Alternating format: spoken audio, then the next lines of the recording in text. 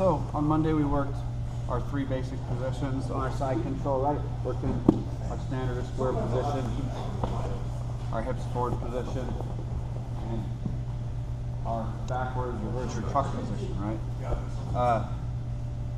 Now, one of the things you'll find in this position is that for all of these I've been controlling him. My legs have just been kind of a balance or pushed up against him. Well, in this case right here, one of the best controls we can have from side is our crucifix control, right? And we'll get this a lot if I'm coming right here and he gives me anything, if this arm comes away from his body, I can get in between it right here. I can always jam my knee to my elbow, which is easy to do. Now where is his hand going? Can it go up? Nope. And stay down. Nope. Can it go down? Nope. To the floor. It's stuck in here, right? What I want to do is put it right here, so I make a bridge. I have my toes on one side and I have my knee on the other. Like this, so that's, yeah. Right, now for the position we're doing right here, I'm going to take my other foot, I'm going to cross it right over the top right here. On the far side, I want to maintain my underhook, but it's not the end of the world if he gets the underhook. But for the best control position right here, I want to end up in this position right here. So we're all going to grab a partner and start right here in our side control. And usually we'll get it like you saw from our hips forward position right there. We can get it from any of them, but it's probably going to be easiest.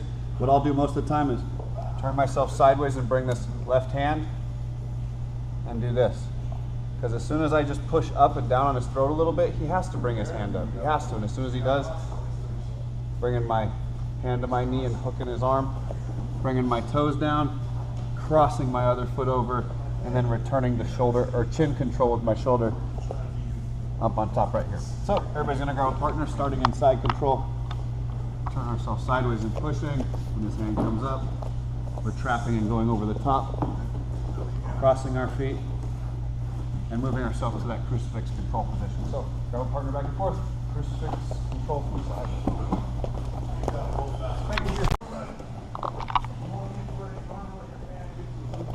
All right, now, when we're taking this control, we're taking it, the best case scenario is going to be with both of our feet crossed over the top. However, we can't always get there, and even if we do, we can't always hold in between that X as good as we are at it. But his escape will lead us to other things. We don't need to be overly concerned because just putting him in that position to start with, anywhere he goes leaves a pretty good avenue for us to improve our position or maybe even shoot for a submission, right? So what I'm talking about is going through right here, and let's say he'll escape, but he gets past both of our feet right here, all the way down. So he starts moving to right here. As soon as I feel him start escaping to this right here, I'm just going to make sure that I am maintaining my control underneath of his head and his chin right here, and I'm going to reach my hand that's on the underhook side back and grab down to his hand. When I grab down to his hand over here, I'm just going to step my knee off, and I'm going to try and sit them up just like this. I'm putting my weight on the shoulder, so if he tries to go anywhere, he's stuck.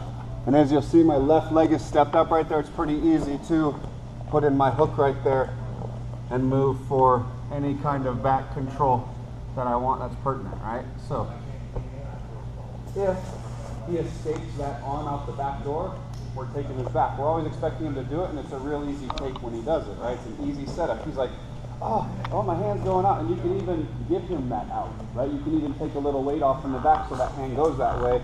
Your hand's just waiting to trap, boom, sit him up and spring, right? You don't even have to go to back control. There's submissions from there. You go right to a bow and arrow, right to a couple different tricks, right?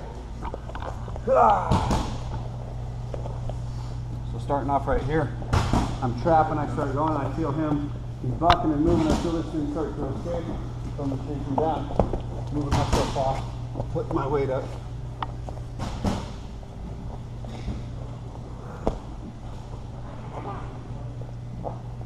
Don't tap Chad.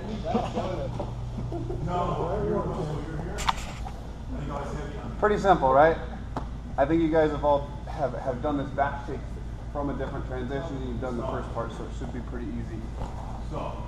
Just remember, it's not a surprise when his arm starts moving out that way. You'll feel him start to escape there, so you can. It's a real easy setup. Once I feel him start moving that way, to just take and move myself up to any sort of back control I want, right? So grab a partner back and forth, taking the back from our crucifix. Go. One of the main ways they're going to try and make themselves out.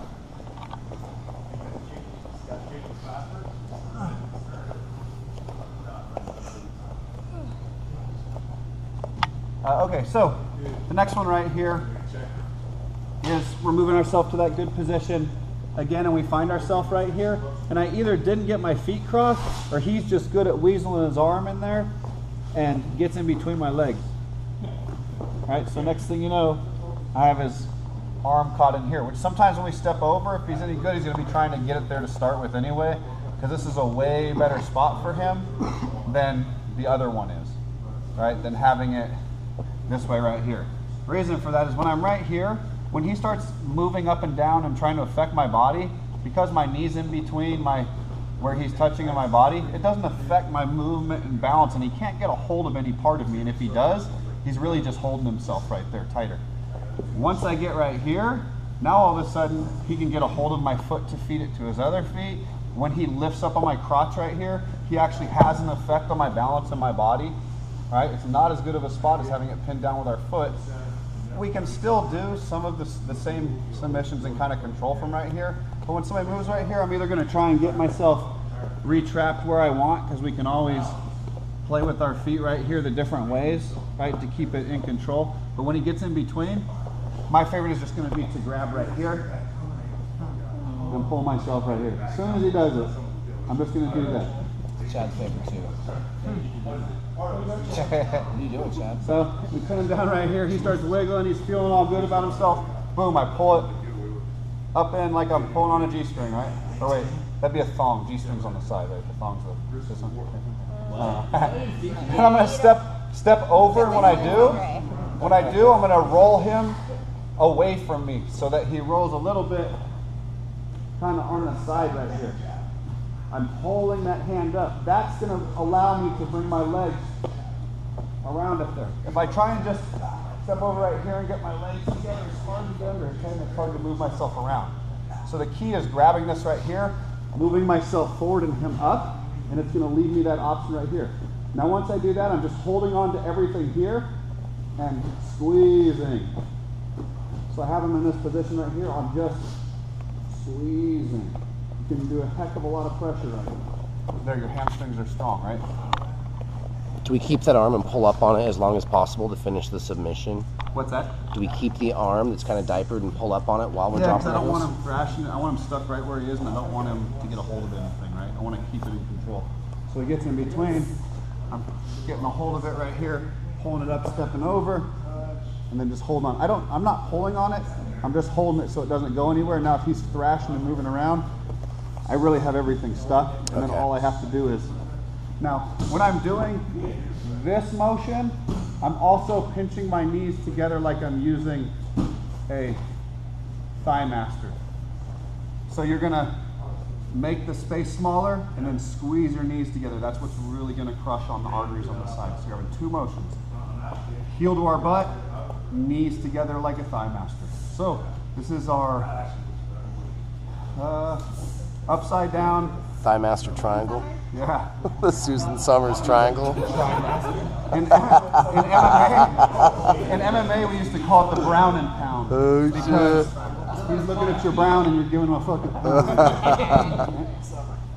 The brown and pound position. That was part of the